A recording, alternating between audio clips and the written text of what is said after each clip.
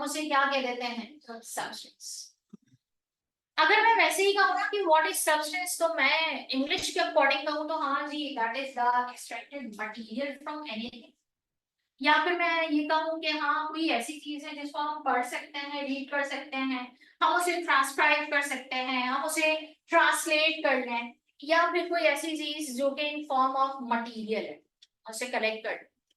लेकिन केमिस्ट्री कहता है कि सब्सटेंस हर वो चीज है जो इन दो कैटेगरीज में आप डिवाइड करते हैं, और वो दो कैटेगरीज कौन कौन सी हैं, pure and impure.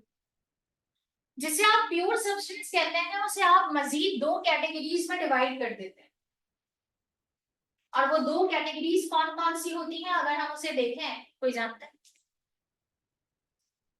First one, simplest one, that is element, and second one compound.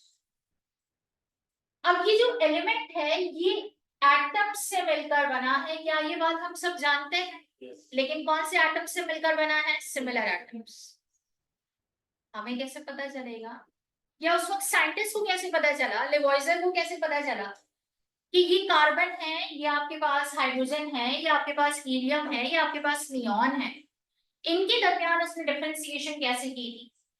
तो जो सिमिलैरिटी ऑफ एटम्स आप कहते हैं उसके लिए सिर्फ एक ही क्राइटेरिया है, and that is known as the proton number.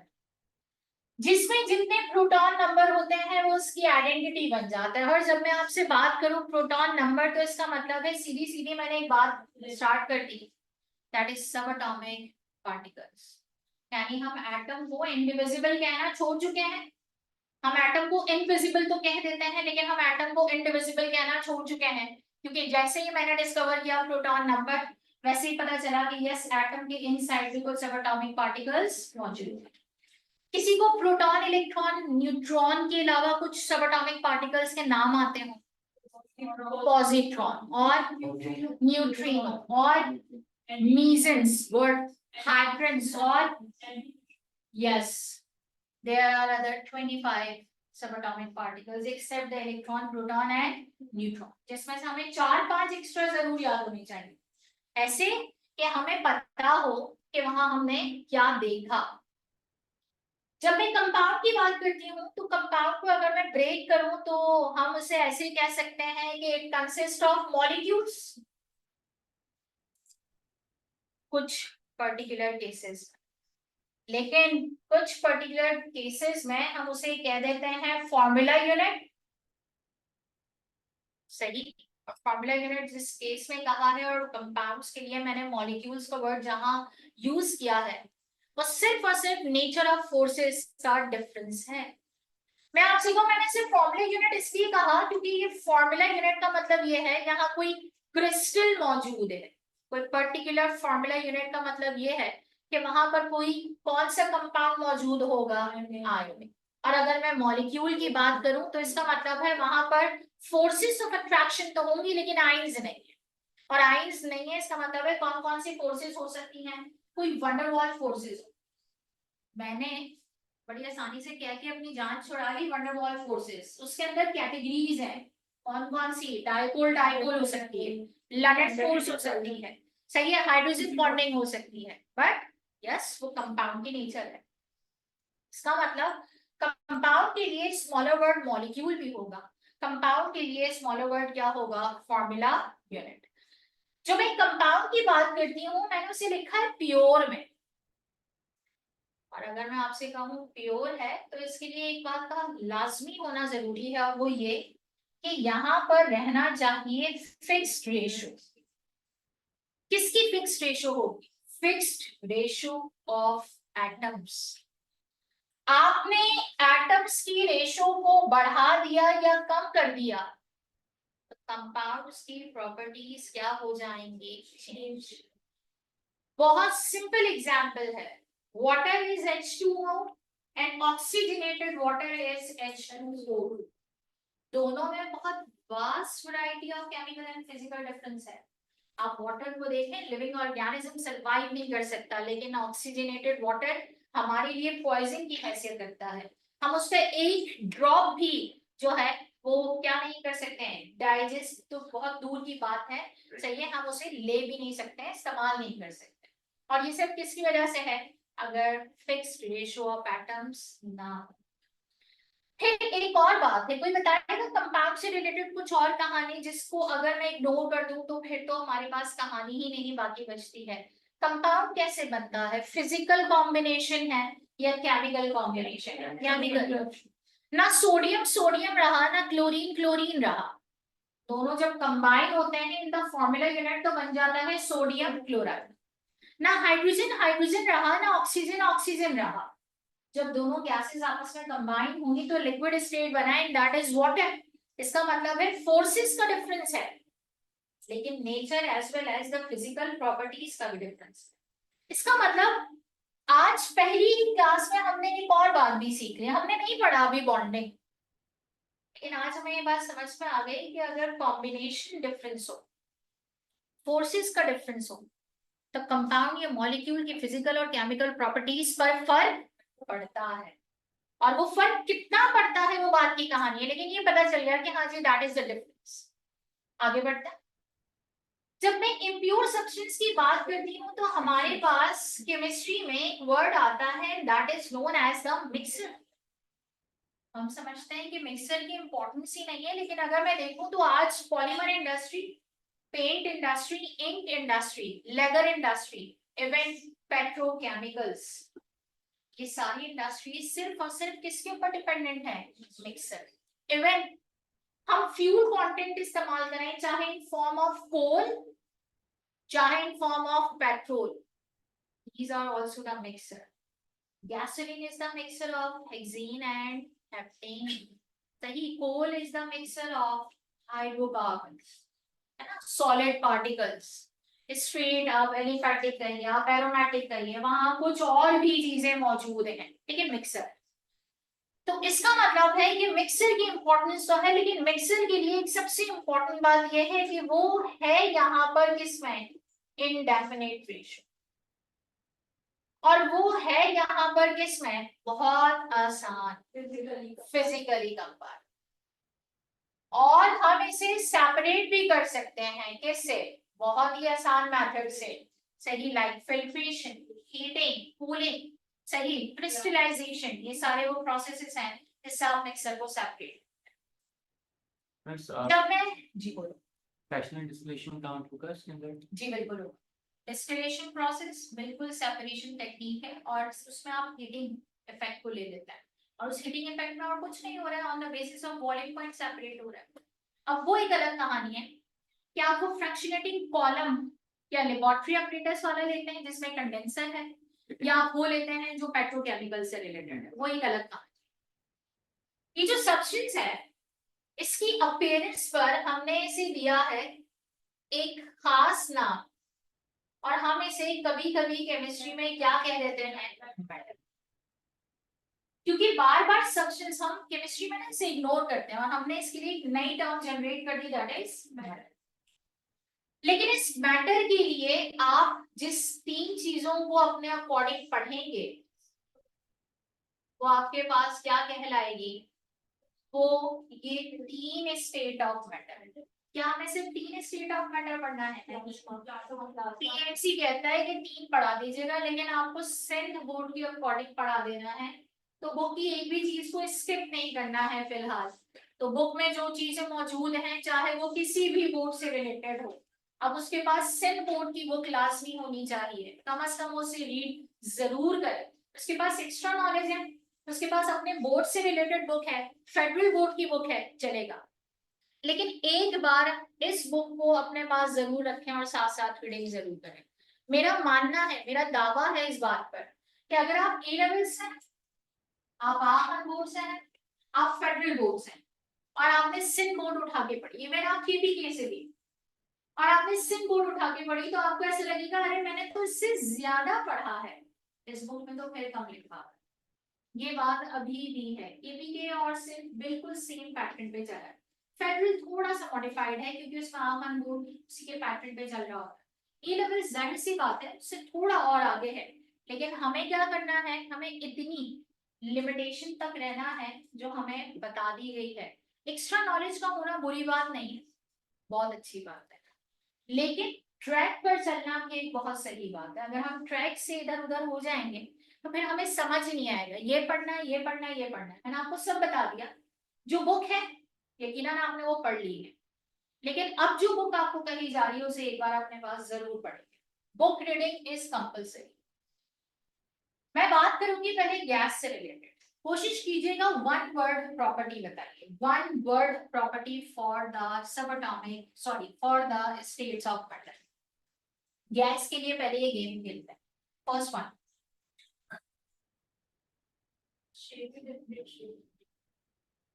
Single, only single word. Gas से रिलेटेड एक नाम आया, दैट इज प्रेशर। अगर मैं गैस को पढ़ना चाहती हूँ, गैसियस स्टेट को, तो इसके लिए सबसे बेस्ट ऑप्शन है कि मुझे किसे पढ़ना पड़ेगा, प्रेशर, क्योंकि मैं इससे ही इसको डील कर सकती हूँ, अदरवाइज मैं इसे डील नहीं कर सकती। कोई दूसरा वर्ड निकालिए जो इसकी वॉल्यूम वर्ड। क्या मैं वॉल्यूम देख लूं तो मैं गैस के लिए सारी कंसिडरेशन निकाल सकती? क्या मैं वॉल्यूम ऑफ गैस को देख लूं तो क्या मैं सारी कंसिडरेशन निकाल सकती? यस, मुझे बता दिया जाए 5 litre gas inside the gas cylinder, लेकिन वो सिलेंडर 5 लीटर है भी या नहीं, मुझे तो सिर्फ किसका वॉल्यूम बताया गया है, गैस सिलेंडर। सही है। इन दोनों प्रॉपर्टीज को सोचते हुए एक और प्रॉपर्टी सोचो जिसके बगैर इन दोनों की डीलिंग भी बेकार है, और वो क्या है, टेम्परेचर। क्या क्वांटिटी ऑफ गैस, क्या क्वांटिटी ऑफ गैस एप्लीकेबल है? क्या क्वांटिटी ऑफ गैस यहाँ एप्लीकेबल है? याद रहे गैस क्या थी, मैटर, और मैटर क्या था, substance, and quantity of substance is mole. तो क्या क्वांटिटी ऑफ गैस यहाँ पर मैटर करेगा? तो अब आपका जवाब क्या आएगा, यस। तो आपने देखा बात कैसे गई, इसलिए मैंने वहां पर खास तौर पे सब्सटेंस के साथ बॉन्ड किसका बनाया, मैटर। इसका मतलब एक और प्रॉपर्टी है। आप गैस से रिलेटेड क्या पढ़ेंगे, तो ये हमारी वो कहानी थी जो मैंने बहुत ही डिफरेंटली की। अब मिलके जरा कुछ प्रॉपर्टीज को डिस्कस करें। इंटरमॉलिक्यूलर फोर्सेस कैसी होती हैं गैसेस में? वीक। कौन सी गैसेस में, रियल गैसेस? आइडियल मैं नहीं जानती, फिलहाल रियल जो हम जानते हैं ना गैसेस, उसको देखते हैं। तो बताओ उसके अंदर कैसी forces of attraction? Weak, negligible, यानी आप वेरी वीक कहिए, नेग्लिजिबल कहिए। फोर्सेस ऑफ अट्रैक्शन क्या है वहां पर? क्या मैं अट्रैक्शन की जगह रिपल्जन भी ला सकती?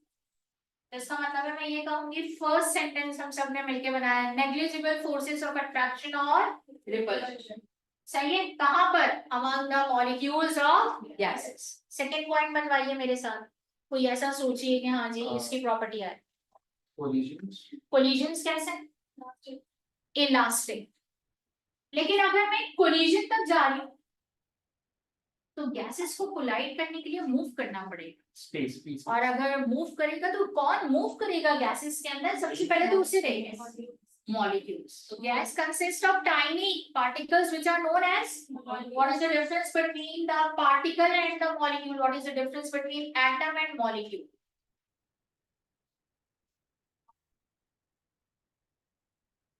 Atom cannot exist singly. Molecules can exist independent. First difference. Am I right? Sahi. Atom consists of subatomic particles. Molecules consist of number of other atoms, either for monoatomic, diatomic, polyatomic. Okay. चलें जी, इससे आगे बढ़ते हैं। आपने कहा कि first one negligible forces of attraction और repulsion, second one क्या बताया आपने मुझे, परफेक्टली इलास्टिक। नंबर 2 आपने क्या बताया, मॉलिक्यूल्स। अब आते हैं कोलिजन की आवाज आई, मैं फिर कोलिजन तक नहीं जा सकता, मॉलिक्यूल्स हैं एक जगह पर नहीं है, गैस मॉलिक्यूल्स बड़ा रैंडमली मूव करते हैं, उस मूवमेंट को हमें फौरन अपने जहन में लेकर आना है, and that is known as the Brownian. Now we can say that the collision, इसका मतलब फर्स्ट वन था नेग्लिजिबल फोर्सेस ऑफ अट्रैक्शन और रिपल्जन, सेकंड वन था मॉलिक्यूल्स, थर्ड वन क्या था आपके पास, Brownian motion, and fourth one क्या है, कोलिजन. मूव करेंगे तो कोलाइड करेंगे, और वो कोलिजन कैसा होगा, परफेक्टली इलास्टिक. और इलास्टिक का मतलब क्या होगा, ये इसकी सबसे अच्छी क्वालिटी है. जितनी एनर्जी पहले है उतनी एनर्जी, मतलब आप लोगों के जैसा नहीं है गैस मॉलिक्यूल. आप लोगों का पेपर देने से पहले एनर्जी लेवल एक अलग होता है, और पेपर देने के बाद ऐसा लगता है जमानों की थकन तारी हो गई है ना. इसी तरह आप लोगों से टेस्ट का बोल दिया जाए तो माशाल्लाह से एनर्जी लेवल बिल्कुल डाउन होता है, और जब टेस्ट हो जाता है तो एनर्जी लेवल बहुत एक्साइटेड हो जाता है कि बस अब चला गया ये टेस्ट. इसीलिए जो है वो पीएमसी वाले बड़ी चालाकी से टेस्ट आगे बढ़ाते रहते हैं ताकि इन लोगों का एनर्जी लेवल डाउन ही ना हो, पढ़ते रहे लोग साथ. बार बार नेक्स्ट कोलिजन के बाद क्या मैं इस पर आ सकती हूँ, pressure. Yes. Yes. When gas collide with each other and with the walls of the container, it exerts pressure.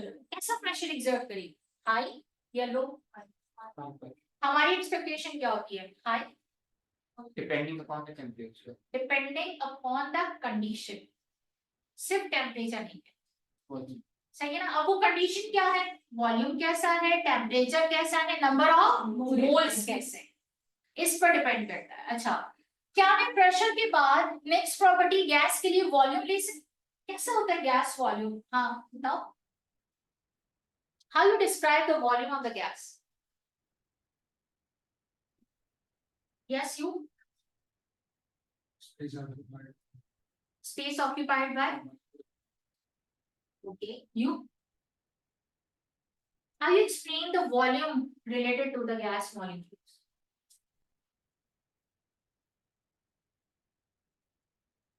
Gas spread over the container and the container covering the container basically.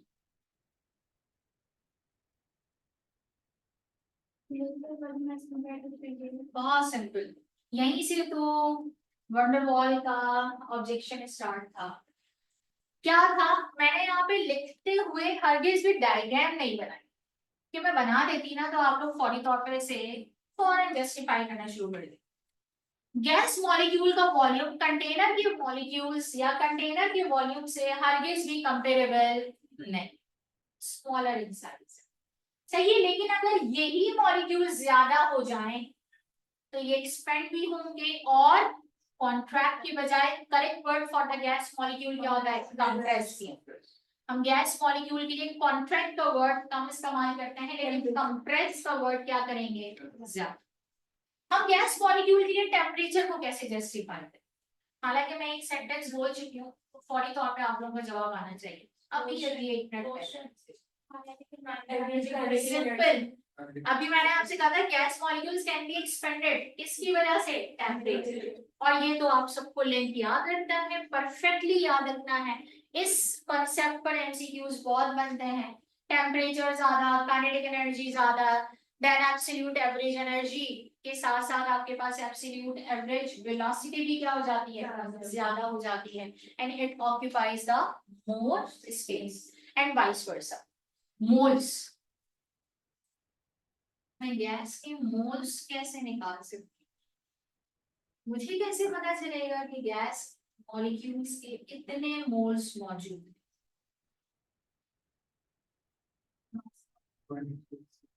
Mass upon, मैं gas को वे कैसे करूं,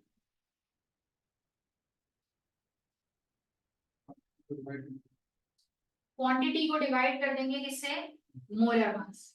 ये वो तरीका है जो बिल्कुल हम एक नॉर्मल पैटर्न पे लेते हैं. लेकिन थोड़ी देर के लिए जरा मेरी बात को समझिएगा. मेरे पास हीलियम गैस, मैंने कहा मुझे इसके मोल फाइंड आउट करने है ना, मैं उसको वे करूं और फिर मैं उसके मोलर मास से उसको डिवाइड करूं.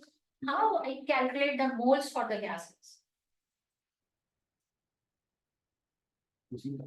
मैं इसको वे कैसे करूं, नंबर ऑफ मॉलिक्यूल्स अगर ज्यादा होंगे तो नंबर ऑफ सिंपल दो तरीके, या तो आप जाइए पैटर्न ऑफ मॉलिक्यूल्स से, मॉलिक्यूल्स ने बताया एवोगैड्रोस नंबर, और एवोगैड्रोस नंबर से आप निकाल सकते हैं उसके नंबर ऑफ मोल्स। तो एक अलग बात है आप हाइपोथेटिकली उसकी ग्राम्स में निकाल सकते हैं, मोल्स आ गए तो ग्राम्स निकालना बड़ी बात है। आप अक्सर देखते होंगे कई जगहों पर एमसीक्यूज में, आप देखेंगे, मैं भी आपको दूंगी 72 ग्राम्स ऑफ कार्बन डाइऑक्साइड। जरा असल में जाके तो करके बताइए उस एक्सपेरिमेंट को, बहुत मुश्किल है। मैं 72 ग्राम्स ऑफ कार्बन डाइऑक्साइड को वे नहीं कर सकती, मैंने वो यकीनन कहीं ना कहीं से कैलकुलेशन से निकाला है कि गैस को वे करना इतना आसान नहीं है। कंटेनर का वेट आ जाएगा, लेकिन गैस मॉलिक्यूल्स का वेट हम कैलकुलेशन से निकालते हैं, हम उसके पर्टिकुलर वे नहीं।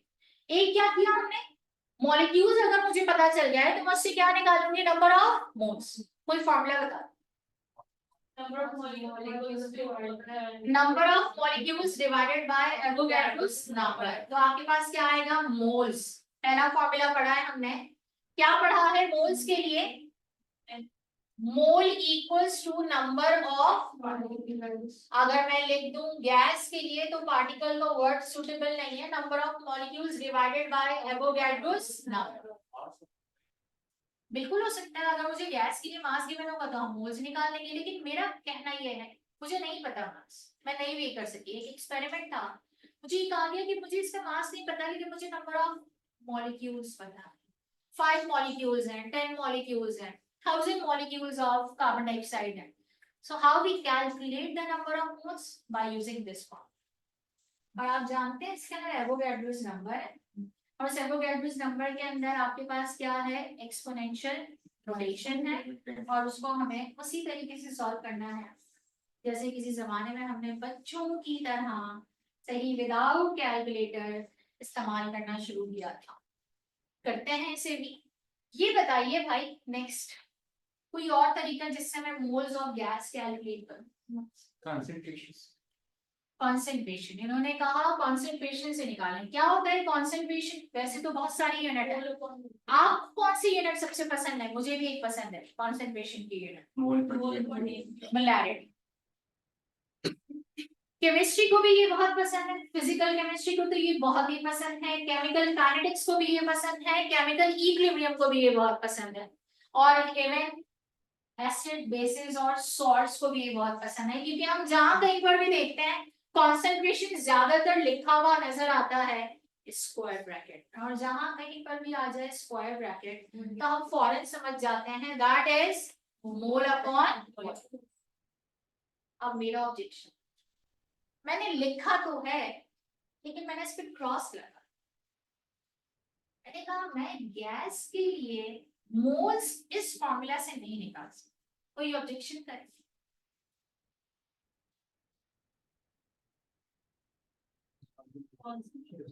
मेरे पास सोडियम कार्बोनेट रखा है और मैंने कहा मुझे इसकी कॉन्सेंट्रेशन बता के बता दें आप, 10 ग्राम्स को जो है वो 500 cm³ के अंदर डिसॉल्व कर, आपने डिसॉल्व कर लिया।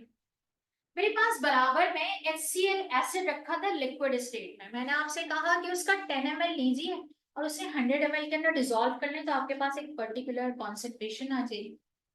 सही है, जरूरी नहीं है वो मोल पर नहीं है, लेकिन मेरे पास बराबर में 1000 मॉलिक्यूल्स ऑफ ऑक्सीजन गैस रखे हुए एक गैस सिलेंडर के अंदर, मैंने कहा मुझे इसकी कॉन्सेंट्रेशन बनाकर बताना, क्या हम बना सकेंगे। सही, बन भी गई, मैंने उस कंटेनर में वाटर भी डाल दिया, उस कॉन्सेंट्रेशन को मेजर करना इतना आसान नहीं, जितना आसान सॉलिड के लिए है और जितना आसान लिक्विड के लिए। तो हम ज्यादातर ये कॉन्सेंट्रेशन फॉर्मूला किसके लिए इस्तेमाल करते हैं, हम ज्यादातर किसके लिए इस्तेमाल करेंगे, सॉलिड और लिक्विड। तो इसका मतलब है कि एक और कोई फॉर्मूला बनता होगा जिसको आप यहाँ पर इस्तेमाल कर सकते हैं। मैं चाहती हूँ आप वहां तक पहुंचे। डेंसिटी, गैस की डेंसिटी होती है, अच्छा, और नंबर ऑफ पार्टिकल्स आ गए बेटा ये, और इसके अंदर चले मैं आपको थोड़ा हिंट देती, ये क्या वॉल्यूम से कुछ लिंक बना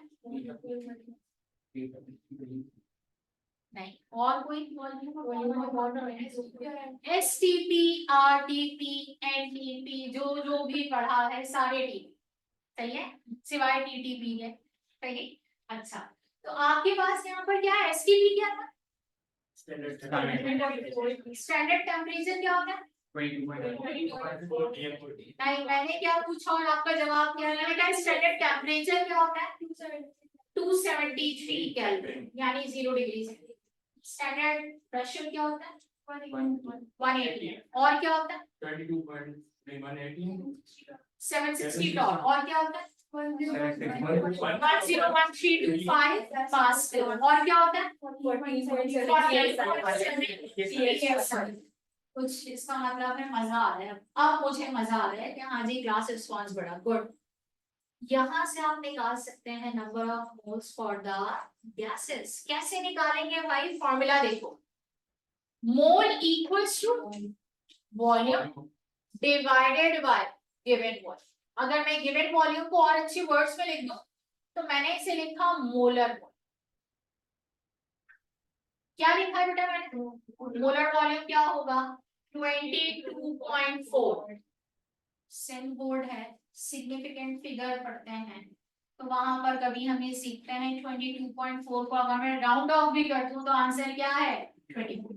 और आपसे आंसर्स हमेशा अप्रोक्सीमेशन पे पूछे जाते हैं अगर ऐसी कैलकुलेशंस आती। लेकिन मैं एसटीपी यूज ना करूं, मैं यहाँ पर एसटीपी यूज ना करूं, मैं यहाँ पर आरटीपी यूज करूं, तो इसका मतलब 24, that is 24. What is DMQ? Gases के लिए लेटर ज्यादा सुटेबल है कि CNQ DNQ? CNQ DNQ, क्योंकि वॉल्यूम का यूनिट मीटर क्यूब आता है SI। तो आपके लिए लेटर हम कह देते हैं, लेकिन ज्यादा सुटेबल वर्ड कौन सा होता है? सेंटीमीटर क्यूब और डेसीमीटर क्यूब, जिसको आप क्यूबिक डेसीमीटर और क्यूबिक सेंटीमीटर। तो first one formula to calculate the number of moles of gas is number of molecules के अकॉर्डिंग कंसंट्रेशन से आप गैस के मोल्स या मॉलिक्यूल्स को कैलकुलेट नहीं कर सकते। किसके लिए करेंगे? सॉलिड और लिक्विड। और थर्ड वन आप क्या करेंगे? Volume divided by molar volume. Is this clear? लिखें जरा एक क्वेश्चन, कैलकुलेशन करता है।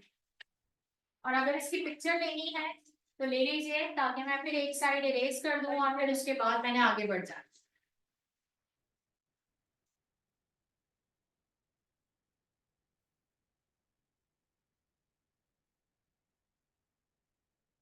Which one of the following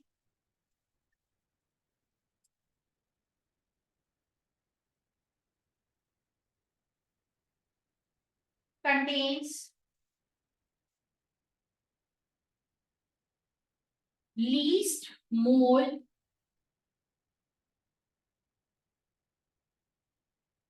of carbon monoxide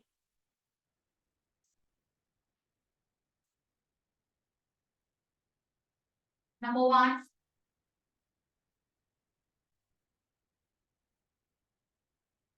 Two point zero one 10⁻23 molecules. Number two, 52 grams of that gas. Number three,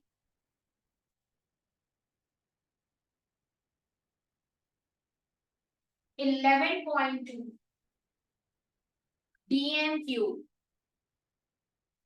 at STP. Number four, none of these. You have 1 minute to solve it. 1 minute है solve करने।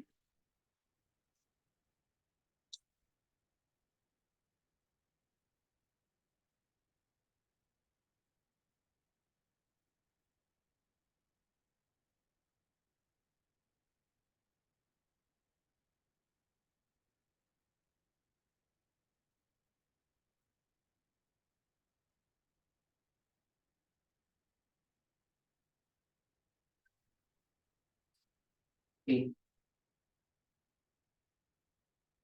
First response आ रहा है।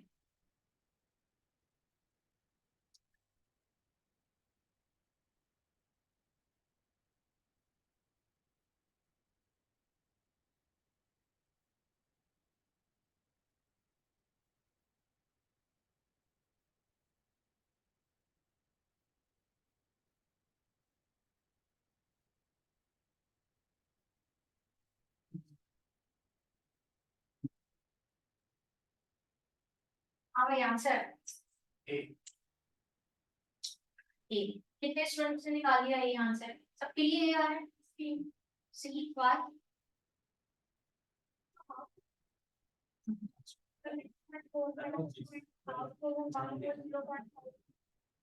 और first one के लिए क्या आ गया मैंने? 150 इसके लिए 1/3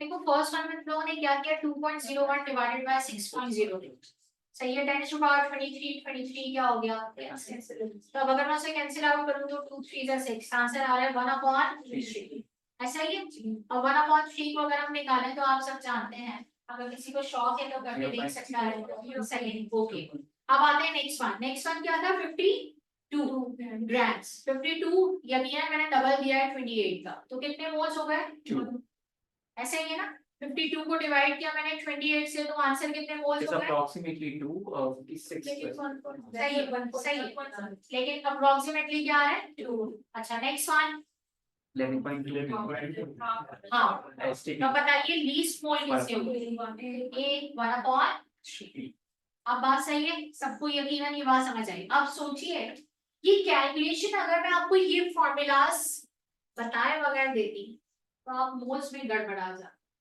आप हमेशा मोल का एक फॉर्मूला समझते हैं और हम हमेशा ये कहते हैं मोल हर फॉर्मूला से निकाला जा सकता है चाहे केसी हो चाहे केपी हो चाहे केएक्स हो चाहे केएन हो चाहे पीएच हो या आपके पास कॉन्सेंट्रेशन हो सही है आपके पास नंबर ऑफ मोल्स हर जगह से आएगा सिर्फ उसकी ट्रिक आनी चाहिए और इसीलिए बच्चे जो है वो रिलेट नहीं कर पाते मैंने भी आपके सामने स्टार्ट किया लेक्चर 1 लेकिन अगर आप गौर से देखें तो मेरे पास दोनों टॉपिक मर्ज चले गैस ली और स्टिचियोमेट्री क्योंकि हमें पता है ये टॉपिक इसी तरीके से पूछा जाता है अब आते हैं नेक्स्ट अब आप मुझे थोड़ा सा और बताएंगे मैं आपसे कहूं कि जो गैसेस एग्जिस्ट करती हैं उसे आप क्या कहते हैं रियल गैसेस और जो गैसेस एग्जिस्ट नहीं करती है उसे आप क्या कहते हैं लेकिन मसला ये कि जो एग्जिस्ट नहीं कर रहा है हम उसे ही आइडियल मान रहे हैं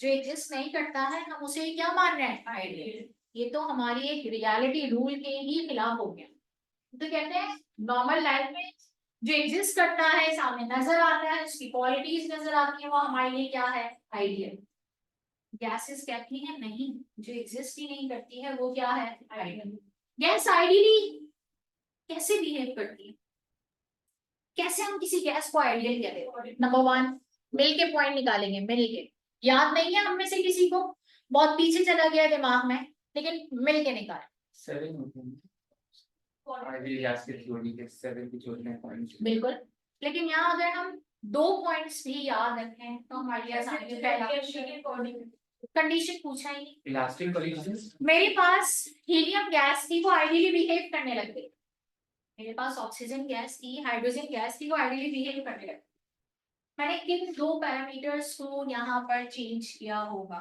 टेम्परेचर और सही है क्या रखा होगा टेम्परेचर और वो कैसे आइडियली बिहेव कर रहा होगा लो टेम्परेचर और हाई प्रेशर और गैसेस कब बिहेव नहीं करती हैं आइडियली क्या हर गैस बनना चाहती है आइडियल नो उनका तो रोना ही यही है कि हम जैसे हैं हमें वैसे ही रहने दें और शायद हमारी ही कौम की तरह है सही है तो कहते हैं कि कनाडा आ जाए तो उससे जीत लेंगे बाकी से नहीं जीतेंगे ताकि पता चले कि हम लोग हैं या हम लोग नहीं हैं तो 2 हार जाए और 1 जीत जाए हम हैं तो ये तो कुछ रियल गैसेस के साथ भी यही प्रॉब्लम अच्छा अब अगर मैं आपसे कहूं कि गैसेस के लिए सबसे पहला रूल ये है वो किसके पोस्टुलेट को ओबे करती है कौन सी थ्योरी है वो मुझे याद नहीं आ रहा नाम पूरा नाम बताइए क्या ये थ्योरी सिर्फ गैसेस के लिए है नो सॉलिड के लिए भी और अप्रोक्सीमेटली सेम है लेकिन सबसे ज्यादा सक्सेसफुल पॉइंट्स किसमें है नंबर 2 गैसेस को गैसियस स्टेट में एग्जिस्ट करने के लिए कौन से लॉस को ओबे करना जरूरी है गैस लॉस वो गैस लॉस तीन कौन कौन से मेजर बर्नस लॉ, चार्ल्स लॉ या आइडियल गैस, केएमटी और गैस लॉस को ओबे करती है? नो का वर्ड नहीं आ सकता। यस यस करती है, लेकिन सारी कंडीशन उसे फर्क ही नहीं पड़ता है ना, उसे फर्क ही नहीं पड़ता है। जैसे हमें फर्क नहीं पड़ा था कि वहां पे न्यूयॉर्क में कितने लोगों ने कितने टिकट्स खरीदे, कैसे पहुंचे, सही है, हमने अपनी मर्जी के मुताबिक खेला, सही। इसी तरह इन्हें भी फर्क नहीं पड़ता, टेम्परेचर हाई हो, लो हो, ज्यादा हो, कम हो, कहीं पे भी हो, दुनिया के किसी भी हिस्से में, ये हमेशा केएनटी को और हमेशा जो है वो किसे ओबे करेगा? Gas laws. हर कंडीशन में रियल गैसेस के नखरे हैं, क्या नखरे हैं? Particular condition. अगर प्रेशर वॉल्यूम के दरमियान है रिलेशन, तो किसे कांस्टेंट रखना है? टेम्परेचर। अगर वॉल्यूम टेम्परेचर के दरमियान है रिलेशन, और ये कौन सा रिलेशन है? वॉल्यूम टेम्परेचर के दरमियान, तो किसे कांस्टेंट रखना है? मोल और प्रेशर। अगर वॉल्यूम और मोल के दरमियान मुझे रिलेशन रखना है, तो किसे कांस्टेंट रखना है? टेम्परेचर और प्रेशर। और ये नखरे किसके हैं? Real gases. और ये लॉ कौन सा था? एवोगैड्रो। क्या कहा, जरा मिल के रिवाइज करते हैं। जब प्रेशर वॉल्यूम था तो टेम्परेचर मोल कांस्टेंट, लॉ का नाम क्या था? नंबर 2, जब वॉल्यूम और टेम्परेचर था तो कांस्टेंट क्या है? प्रेशर एंड मोल, और लॉ का नाम क्या है? चार्ल्स। नंबर 3, जब आपके पास वॉल्यूम और मोल के दरमियान रिलेशन है डायरेक्टली, लॉ का नाम एवोगैड्रो, और कंडीशन कौन सी है? Pressure constant. अब गौर से सुनिएगा, क्योंकि मैं आपको वहां तक ले गई हूँ जहां तक मेरा सवाल था। नंबर 1, किस लॉ में एब्सोल्यूट जीरो का जिक्र है? आवाजें आनी चाहिए, सही है। मैं क्विकली रिस्पॉन्स आ, किस लॉ के अंदर जो है वो मोलर वॉल्यूम का जिक्र है? एवोगैड्रोस। क्या था वो मोलर वॉल्यूम? 22.4। किस लॉ के अंदर जो है वो नंबर ऑफ कोलिजन्स का जिक्र है कि नंबर ऑफ कोलिजन्स ज्यादा हो जाए तो फर्क पड़ता है? वो कौन सा है? बॉयल्स। अब आते हैं, मैंने आपसे कहा बॉयल्स लॉ, चार्ल्स लॉ और एवोगैड्रोस। जिससे मैंने कहा बॉयल्स लॉ, क्या मैं उसे ये कह सकती हूँ? यस और नो? यस। और इसे मैं P3 V3 भी कर सकती हूँ और P4 V4 भी कर सकते हैं। क्या जो मैं लिख रही हूँ वो सब पहचान रहे हैं? ये क्या है? Charles law. और जिसे अब मैं लिखूंगी, क्या वो सब पहचान रहे हैं? और वो है क्या? एवोगैड्रो। Is it clear? अब आते हैं नेक्स्ट, मैंने इसकी कैलकुलेशन डिस्कस की। जब मैं आगे बात करती हूँ तो गैस के बाद मुझे सिर्फ दो बातों के क्विकली जवाब दीजिएगा, उसके बाद मैंने आपको एक छोटी सी वर्कशीट बनाई है, बहुत मासूमाना, सही ना, ताकि आज की बात आज ही रहे, कल पे ना छूटे। बहुत मासूम है, बहुत आसान है। लिक्विड सॉलिड, सही है। मैं आपसे सवाल पूछूंगी, आपका जवाब आना चाहिए। लिक्विड में इंटरमॉलिक्यूलर स्पेस कैसी होती है? दोनों की कंपैरिजन पे बात करनी है। गैस को भूल जाए, लार्जर। गैस को भूल जाए, लार्जर। और इसमें क्या है? क्या मैं ये कह सकती हूँ कि there is no space among the particles? Yes. इनमें से कौन कंप्रेसिबल है? Liquid. Liquid little bit compressible. इनमें से कौन डीफॉर्म हो जाता है? डीफॉर्म। डीफॉर्म का मतलब टूट जाता है। इनमें से किसमें वाइब्रेशनल एनर्जी मौजूद है? किसकी वाइब्रेशनल एनर्जी ज्यादा है? किसकी ट्रांसलेशनल एनर्जी ज्यादा है? लिक्विड। ट्रांसलेशनल का मतलब होता है from one place to another. इसमें से कौन सा स्टेट ऑफ मैटर है जो एक्सपेंड हो सकता है? जो एक्सपेंड हो सकता है।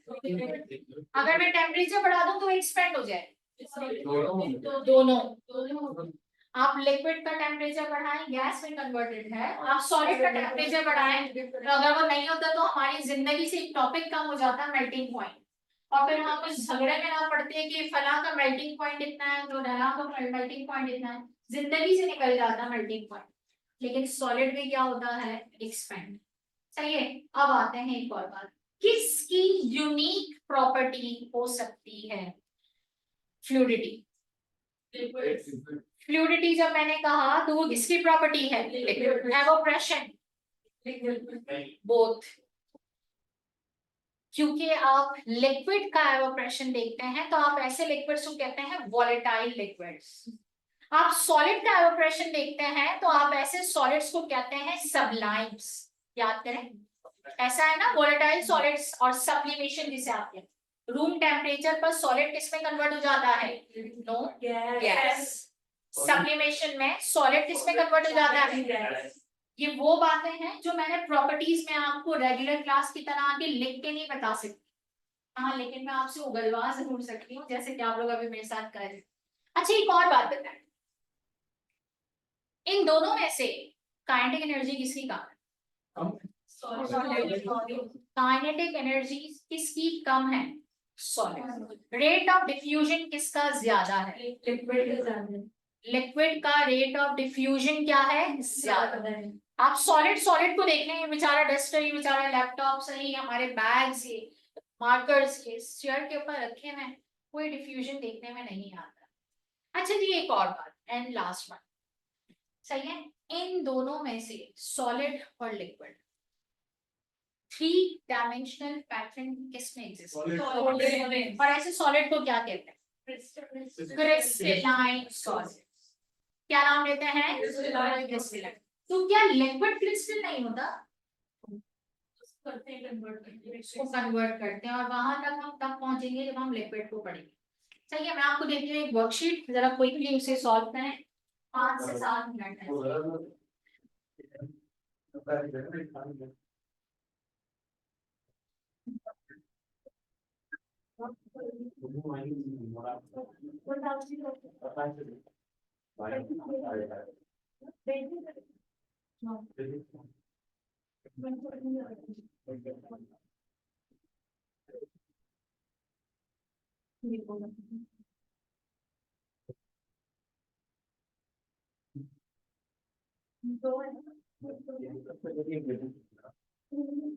Quickly start. जो ऑनलाइन स्टूडेंट है उसको मैनेजमेंट शेयर करके बेटा वो वहां पे सॉल्व कर सकते हैं। कोशिश कीजिएगा स्पीड फास्टेस्ट रहे।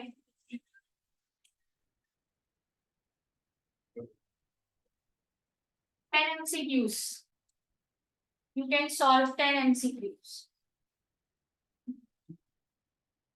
quickly.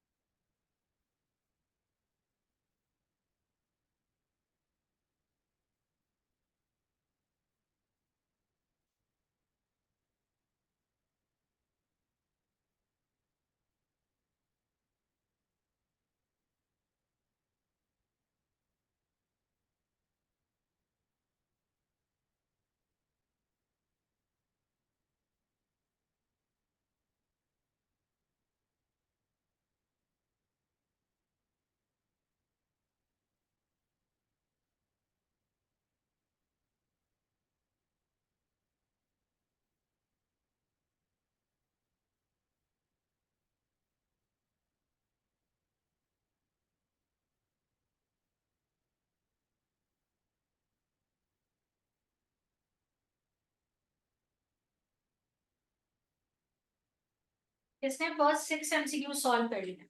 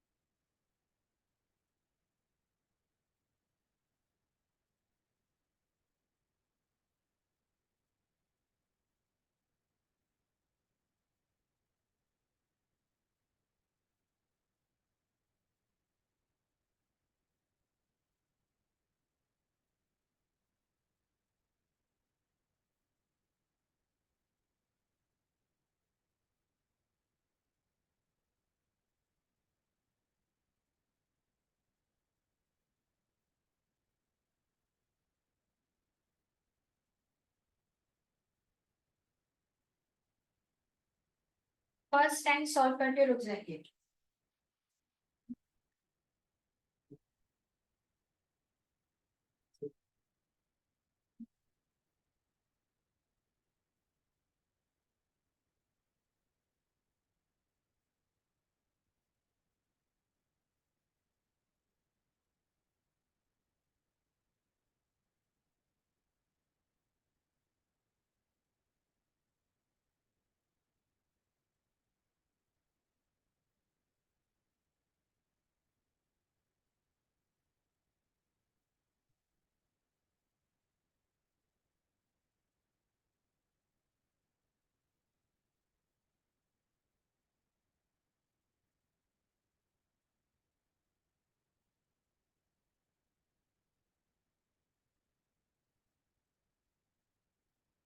हमें फर्स्ट टाइम डन, मेरे हिसाब से तो हो जाने चाहिए। फर्स्ट वन का आंसर बताएं। Okay good. सेकंड का आंसर बताएं। बी। Okay good. नंबर 3 का आंसर बताएं। बी। अरे इनकरेक्ट। Incorrect inversely proportional. किसके बारे में बात करते हैं? Average kinetic energy of molecule is, है ना? बी। इसका करेक्ट ऑप्शन क्या होगा? Directly proportional to absolute temperature. क्योंकि काइनेटिक एनर्जी इससे रिलेट करती है टेम्परेचर। अभी आपको बात है ये आता है। which of the following option is incorrect about gases? A. Incorrect about gases. All molecules move with same speed, behave independently. TB upon RT equals to N. Equal number of moles of all gases occupy same volume under similar condition of temperature and pressure. क्या है भाई? A क्यों? ये C क्या है? हाँ सही है। तो अगर n को यहाँ रखें तो ये फॉर्मूला बन जाएगा। चलिए गुड। और क्या A सही है? सेम स्पीड होती है, राइट? ये डिपेंड करता है कंडीशन पर।